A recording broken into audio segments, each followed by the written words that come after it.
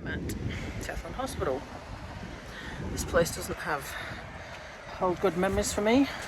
It's part of my trauma triggers, unfortunately. But I'm here for a hospital appointment about my foot, and potentially going to be in here to get the foot fixed. So there's a world of problems there, just in that sentence. Anyway, I'll report back once I find out what the surgeon has to say this time.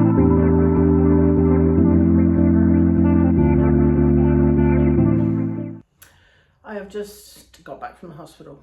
It was a pretty tough visit. I had to sit in the waiting room and wait for an hour before I was seen.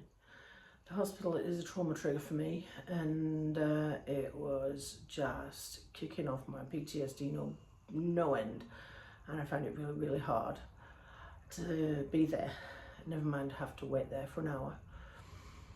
Anyway, the surgeon and I had a conversation, and I said that I wanted to get this foot fixed. I was referred to him privately to begin with, and was told that he didn't do private, and I thought, what surgeon doesn't do private? And I told him this, and he has got no idea who it was said that, and that it's all wrong. So I've waited for 7 months for a public health appointment when I didn't need to, because the private referrals should have been accepted.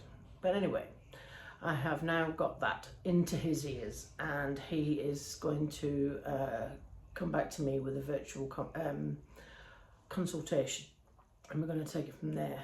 Now, it seems that my foot issues are bigger than I thought. So I have had a flat foot for many, many years, and it seems that that was the start of the issues, and everything else has been a knock-on effect from that. So what that means is that I am going to need 2 surgeries, and they can't be done together. So the first one will be a foot fusion. Now, you've got a number of bones in your foot like you do in your hand, and I might need 2 fusions of my foot, midfoot, double fusion. Now, I hadn't really looked into the fusion surgery. I looked into the ankle replacement surgery, but the foot fusion is actually a harder one to rehab from than the ankle actually is.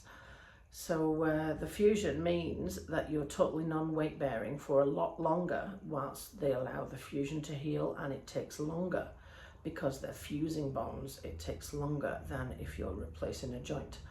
So that means I'll be non-weight bearing for a lot longer than I would be recovering from an ankle replacement.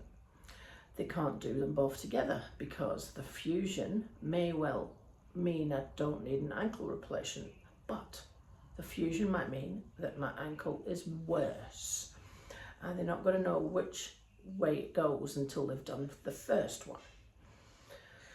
So the first one is the fusion or double fusion potentially.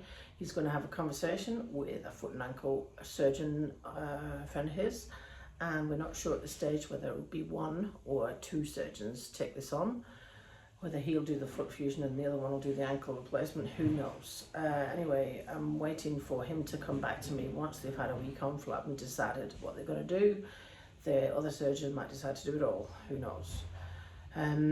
So on the private system, we might be waiting a couple of months, and then off my foot I am for who knows how long.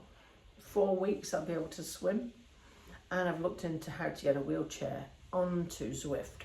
So I'm going to have to go looking for a set of rollers and an Ant Plus connector for my wheel.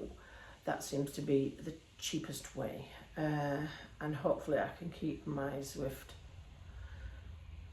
streak rolling and get back into the pool faster, and still keep my fitness up whilst I'm waiting for my foot to heal.